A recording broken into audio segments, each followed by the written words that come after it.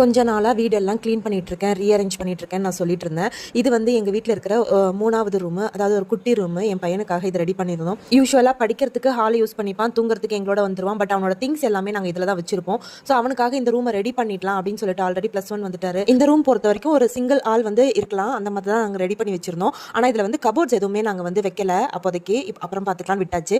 So இப்போ வந்து அவருடைய வீட்டில் போட்டுக்கிற ட்ரெஸ்ஸு அதெல்லாம் நம்ம வந்து இந்த ரூமில் அரேஞ்ச் பண்ணி வச்சிடலாம். அவன் கொஞ்ச நாள் இந்த ரூமை வந்து நல்லா யூட்டிலைஸ் பண்ணட்டும் அப்படின்னு சொல்லிட்டு தான் பிளான் பண்ணது.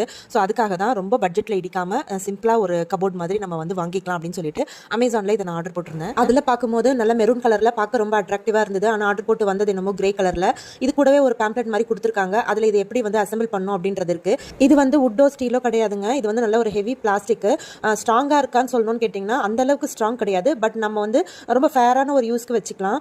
இது வந்து மெயினாக நான் வாங்கினது என்னன்னா, இது வந்து ஃபுல்லாக கவர் ஆயிருக்கும். பசங்க எப்படி ஷெல்ஃபை வந்து கொஞ்ச நாள்லேயே கலச்சி போட்டுருவாங்க.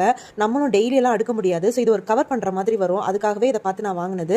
நிறைய ஷெல்ஃப் மாடல் வெரைட்டிஸ் இருந்தாலும் இந்த மாதிரி கவர் பண்ணி, அது மட்டும் இல்லாமல் எனக்கு ரொம்ப ரொம்ப பட்ஜெட் கம்மியில் வேணும். ஏன்னா அவர் எப்படி இந்த ரூமை யூட்டிலைஸ் பண்ணுறாருன்றதை பொறுத்து நம்ம அதுக்கப்புறம் ரீப்ளேஸ் பண்ணிக்கலாம் அப்படின்ற பிளான்லையும் ஐடியாலையும் தான் அது வாங்கினேன். இந்த ப்ராடக்ட் எப்படி இருக்குன்னு நீங்கள் என்ன கேட்டிங்கன்னா, ஒரு ரஃப் யூஸ்க்கு கண்டிப்பாக இது சூட் ஆகாது.